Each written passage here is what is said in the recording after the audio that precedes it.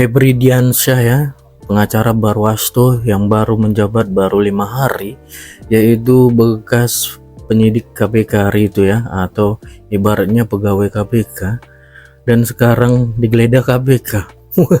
Kawan lama menggeledah diriku, gitu ya kan judulnya.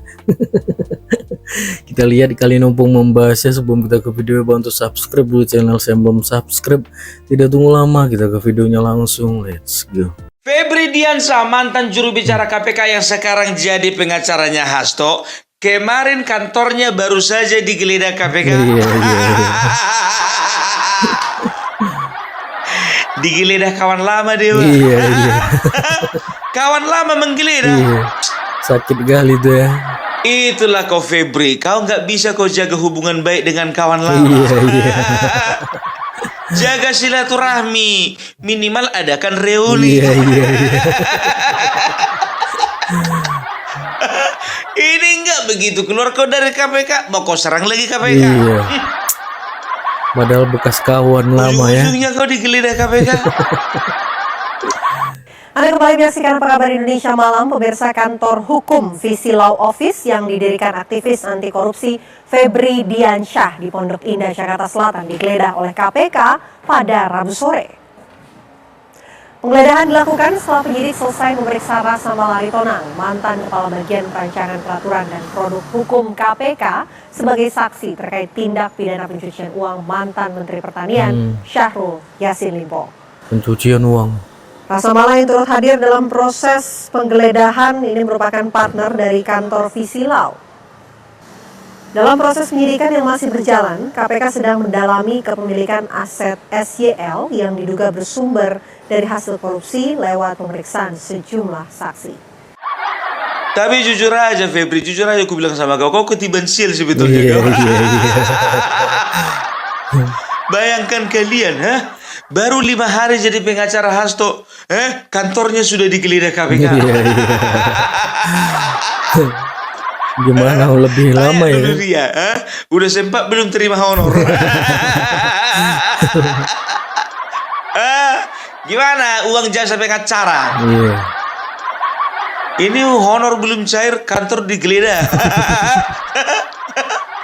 Aduh, jujur aja lah Febri, ku bilang sama kau ya. Jadi kalau namanya Hasto, sekarang ini orang-orang yang ada hubungannya sama si Hasto itu semuanya ketiban sial. Iya.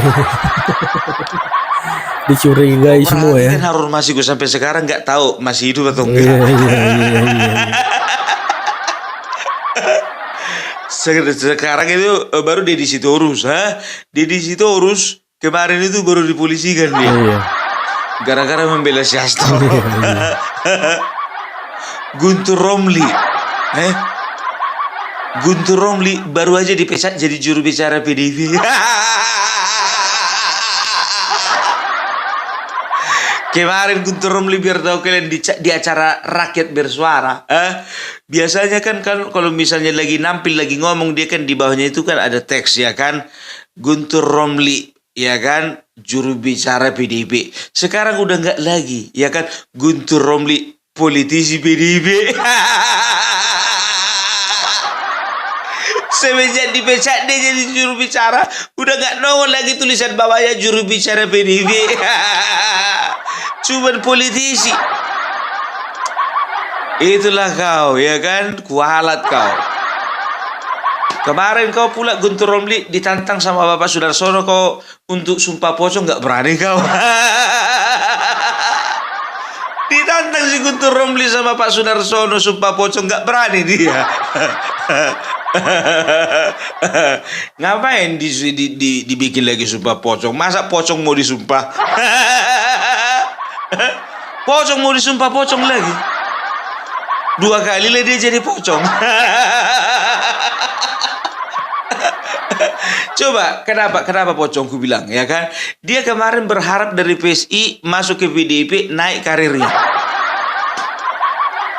Dari PSI keluar dia gara-gara apa? Dibilangnya, saya nggak setuju dengan PSI karena PSI sudah merapat ke Bapak Prabowo. Begitu masuk dia ke PDIP, bukannya naik karirnya, tetapnya mati. Kalau udah mati ya dipocongin lah.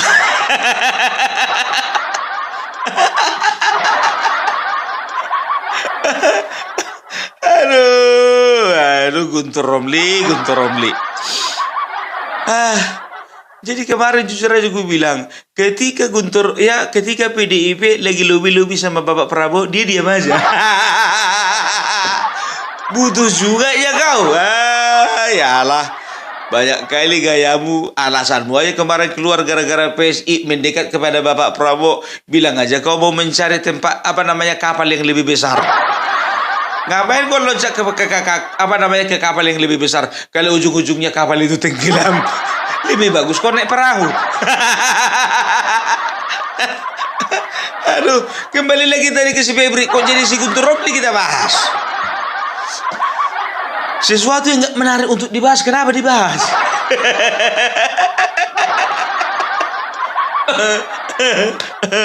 Aduh ya. Jadi begini ya. Jadi si Febri Diansyah ini ya, jangan sampai kalian salah. Ini banyak menggoreng-goreng ini ya. Febri Diansyah kantornya diperiksa KPK bukan gara-gara dia membela Hasto, tapi ya ada kaitannya dengan permasalahan atau kasus yang dihadapi oleh SYL, Syahrul Yassin Limpo. Siapa itu? Mantan Menteri Pertanian zaman Bapak Joko Widodo yang melakukan pemerasan terhadap anak buahnya dan juga melakukan tindakan korupsi dan juga melakukan tindakan pidana pencucian uang. Kan begitu. Nah, sekarang ya, Febri Diansyah kenapa diperiksa KPK?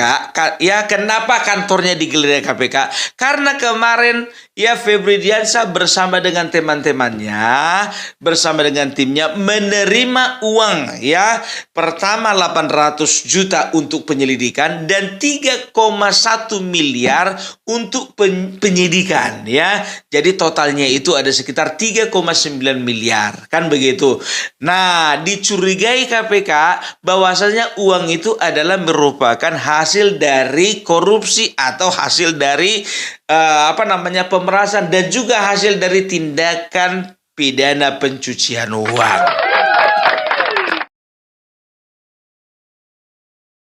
Mantan pengacara ex-Mentan Syahrul Yassin Limpo, Febri Diansyah mengaku menerima dana sebesar 3,9 miliar rupiah ketika mendampingi perkara SYL. Uang itu diterima Febri untuk pendampingan selama proses penyelidikan hingga penyidikan. Hal itu disampaikan Febri dalam sidang terdakwa SYL di Pengadilan Tipikor Jakarta pada Senin 3 Juni 2024. Mulanya, jaksa menanyakan uang yang diterima Febri dan timnya saat menangani perkara tersebut. Febri menjabarkan 800 juta rupiah diterimanya di tahap penyelidikan dan 3,1 miliar rupiah di tahap penyidikan. Mantan jubir KPK itu juga menyebut pembayaran tersebut dari uang pribadi SYL dan bukan dari Kementan. Makanya sejak awal ketika saya berkomunikasi dengan Pak Kasdi pada saat itu, dengan Pak SYL juga dan dengan Pak Hatta juga, itu kami sampaikan bahwa tidak ada dasar hukumnya kalau sumber honorarium tersebut dari anggaran Kementan.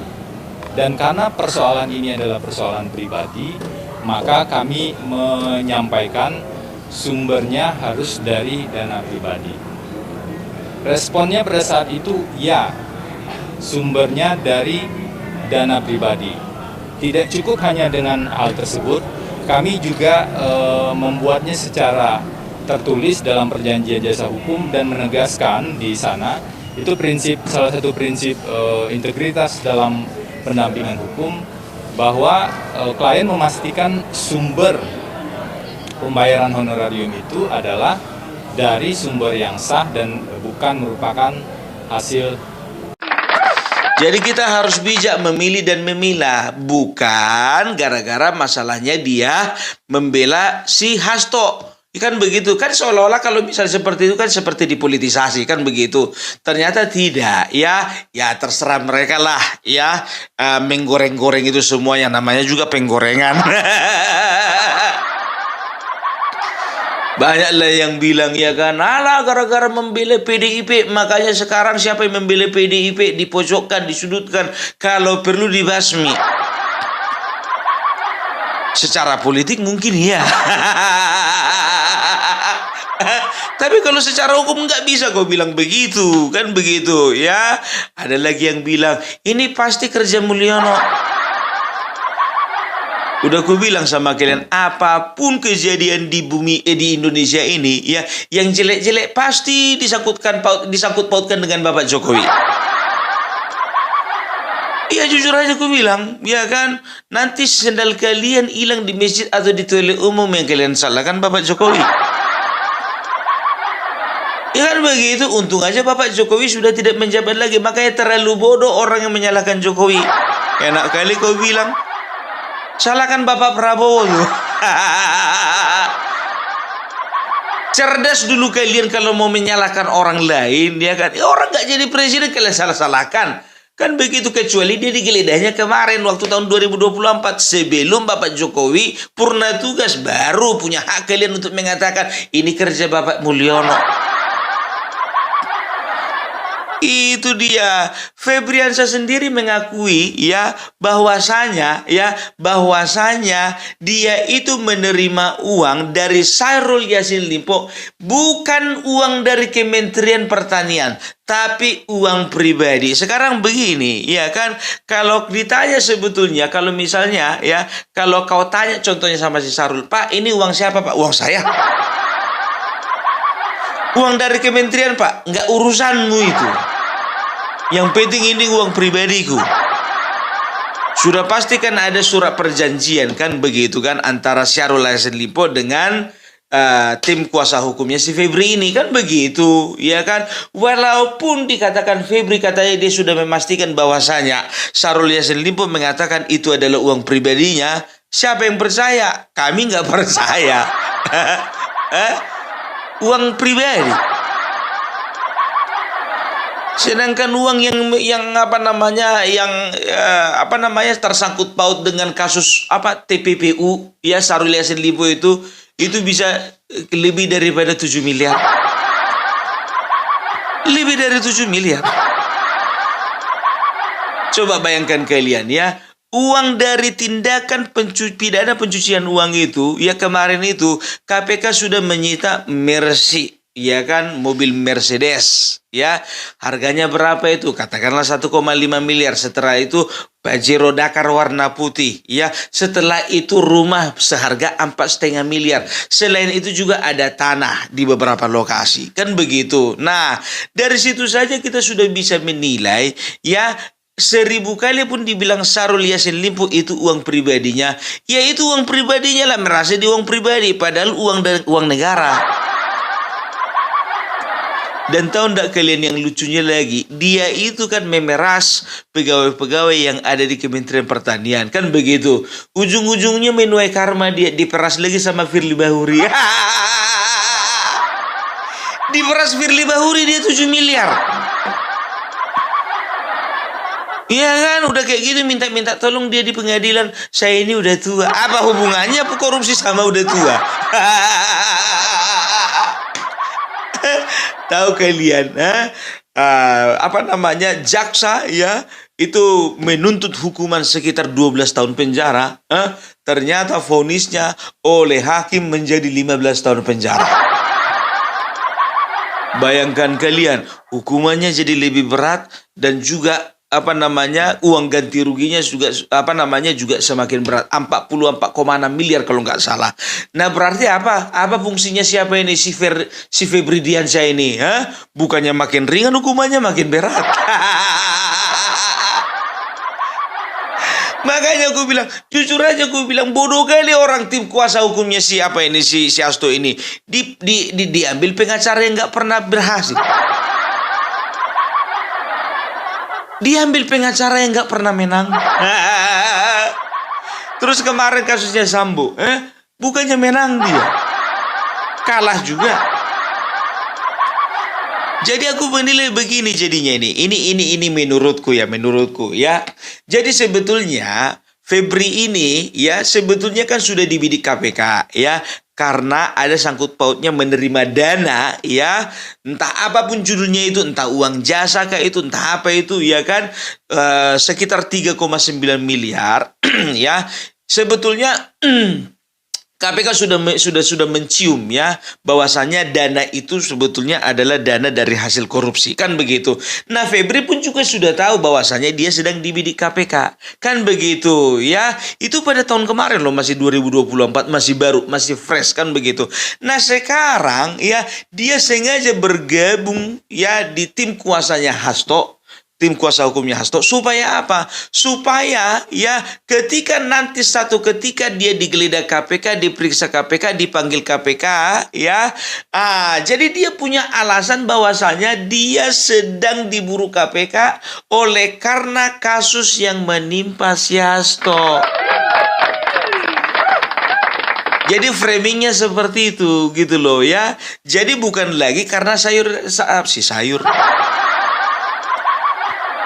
bukan karena tindakan pidana pencucian uang yang dilakukan Syahrul Yassin Limpo. Dia menerima uang, bukan ya.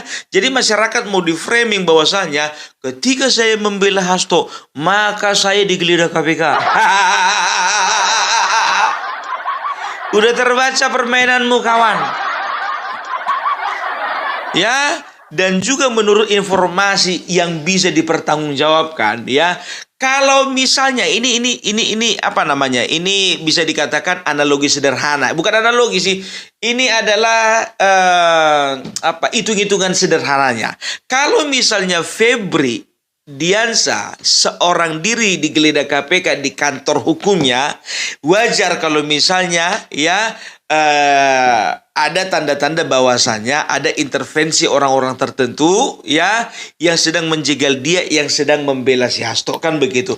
Nah, sekarang bukan dia sendiri yang akan diperiksa KPK ya, tapi berikut teman-temannya. Siapa itu? Rasamala, kalau nggak salah namanya Rasamala Aritonang. Siapa itu Rasamala Aritonang? Itu temannya Febri, satu kantor, satu firma, kan begitu. Siapa dia lebih spesifiknya? Dia adalah mantan penyidik KPK. Satu lagi kena hajar. Udah ku bilang ya kan, orang yang dekat si Hasto bakalan sial ya, ketiban sial si Febri. Nah, sekarang ketiban sial lagi si Rasamala. Bayangkan kalian ya, kalau nggak salah ya, kantor hukum Visi ini didirikan oleh orang-orang yang aktif di ICW, Indonesian Corruption Watch ya, tahun 2020. Salah satunya adalah Febri, dan satu lagi kalau nggak salah siapa namanya, Donald atau tak siapa itu ya, kan gitu ya. Indonesian Corruption Watch ya adalah aktivis, bukan aktivis, lebih kepada lembaga pemerhati anti korupsi, kan begitu. Nah, seseorang pemerhati anti korupsi kok tiba-tiba bisa membela pelaku korupsi? Kan itu kan dipertanyakan. Ya, itu dia. Jadi tolong dulu kepada masyarakat, kepada rakyat ya, tolong jangan pernah terhasut dengan omongan, jangan pernah terhasut dengan framing-framing seperti ini. Karena apa? Ini framing-framing kampungan gitu loh ya. Jadi bisa dikatakan mungkin saja dia memperalat atau dia sedang menggunakan suasana ini, situasi ini, memperalat situasi untuk apa? Untuk masyarakat boleh menilai bahwasanya KPK memang betul-betul melakukan tindakan sesuai dengan pesanan, kan begitu. Ya, jadi udah jelas ya. Jadi kemarin ada yang nanya sama Pung Parbelak, Pung, bahas dulu itu si Febri Diansah itu digeledah KPK. Gue bilang sama kalian, kalau netizen Indonesia ini nggak bisa dilawan. Ya jujur aja, aku sebagai konten kreator kadang-kadang lebih banyak informasi ku dapat dari netizen. Dan bisa dikatakan 80% akurat. Akurat. Makanya sekarang itu jujur aja ku bilang ya, survei kalian, makanya zaman sekarang dukun itu kurang laku. Kalau zaman dulu orang hilang motor, hilang mobil, orang hilang istrinya pergi kemana, itu kan nanyanya ke dukun. Kalau sekarang nggak perlu, posting aja di media sosial. Makanya gue bilang, posting aja di media sosial ya. Kayak gitu temanku, istrinya lari. Iya kan? Lari istrinya biar tahu kalian, sehari dicari nggak dapat. 2 hari dicari nggak dapat, kan begitu. Yang jadi masalahnya anaknya pun nggak dibawa, ditinggalkan sama suaminya. Suaminya kebingungan, kan begitu. Iya kan? Ditunggu lagi dicari, dipostingnya terus. Hari pertama posting, hari kedua posting, hari ketiga posting. Dipostingnya biar tahu kalian di Facebook. Hari keempat nggak sabar lagi dia, tahu kalian. Dipostingnya lah di marketplace jual beli online. Tahu kalian, hari kelima pulang istrinya. Pulang. Makanya aku tengok sekarang ini trennya dukun gak terlalu laku. Makanya kalau ada orang yang sok-sok jadi paranormal, mengatakan begini-begini dia, Prabowo akan cuma 2 tahun. Ada itu paranormal biar tahu kalian, dia kan. Oh, nanti ada apa namanya? Ada artis kehidupannya akan begini. Akan ada artis yang mengalami musibah. Artis inisial ini mengalami sakit penyakit. Akan ada pejabat tersangkut paut korupsi. Jadi kemarin itu kan hampir 3 bulan ya gak ku dengar apa namanya berita tentang dia. Rupanya dia sakit. Udah kurus sekali. Dia bisa ramal nasib orang, bisa ramal kesehatan orang. Kesehatannya sendiri nggak bisa diramal. Sorry ya, sampai sekarang aku nggak pernah percaya namanya dukun. Kalau kalian mau percaya terserah ya. Mana tahu ada dukun-dukun yang lagi nonton Opung Parbella. Ya, orang kalau percaya sama dukun berarti imannya itu dipertanyakan. Itu dia. Nanti tengok kalian lihat di Opung Parbella story ya, cerita tentang dukun ya. Ya itu dia ya. Jadi kalau saat ini jujur aja gue bilang PDIP kebingungan.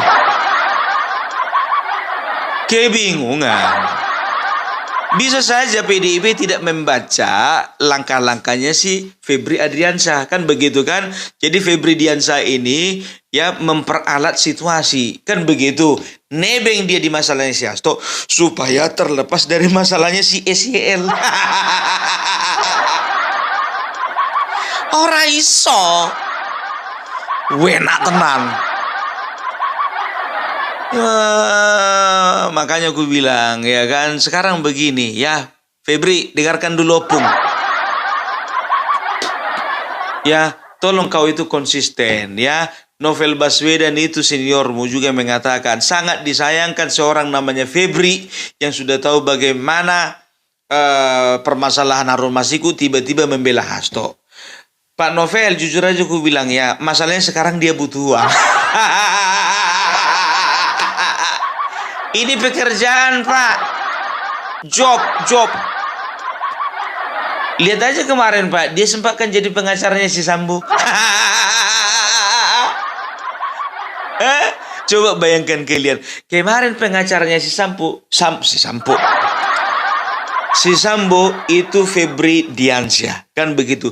Di sebelah sana ya pengacaranya Baradae ya Richard Eliezer itu Roni Talapesi. Kalau kemarin mereka bertanding, sekarang satu panggung, satu kandang, kan begitu. Gara-gara apa? Ini Pak. Coba 800 juta untuk penyelidikan, 3,1 miliar untuk penyidikan. Katanya uang pribadinya si Syahrul Yassin Limpo. Memang uang pribadi, tapi diambil dari negara. Aduh, ada-ada aja lah. Jadi gitulah dulu ya dari Opung Parbella ya. Jadi untuk semua kawan-kawan yang penasaran ya, ini adalah penjelasan sedikit mengenai tentang penggeledahan kantornya si Febri. Jadi bukan cuma si Febri di dalam, tapi ada Rasa Mala Aritonang dan juga beberapa rekannya ya, yang juga menerima, diduga menerima uang jasa. Itu merupakan dana korupsi atau dana dari TPPU yang dilakukan oleh Syahrul Yassin Limpo. Ya, Dan jangan ada lagi yang minta klarifikasi berita tentang Rocky Gerung. Ini berita tahun 2023 diangkat-angkat sama konten kreator lainnya, percaya kalian? Hah? Begitu ku cari kebenarannya, rupanya satu pun gak ada informasi yang memang betul-betul yang bisa dipertanggungjawabkan, yang mengatakan Rocky Gerung tahun 2025 ini dipanggil sama polisi. Udah aku bilang sama kalian, kalau ada berita tentang Rocky Gerung ya ditangkap polisi, itu duluan Opung Parbelak yang menyiarkan. Ini kalian lihat aja berita, ya kan, kalau misalnya ada contohnya, oh Rocky Gerung ditangkap polisi contohnya, dipanggil Barreskrim, ya kan begitu. Jangan langsung percaya, masuk kalian dulu ke dalam channelnya Opung Parbelak. Kalau Opung Parbelak ya tidak tidak menampilkan atau tidak menayangkan berita tersebut, berarti berita sana bohong. Itu dia, oke? Iya, jadi terima kasih banyak untuk teman-teman semuanya ya. Itu dulu penjelasan sedikit dari Opung Parbelak. Salam NKRI harga mati. Oke, itu dia video gimana menurut kalian, dan sampai bertemu di video saya selanjutnya. Buat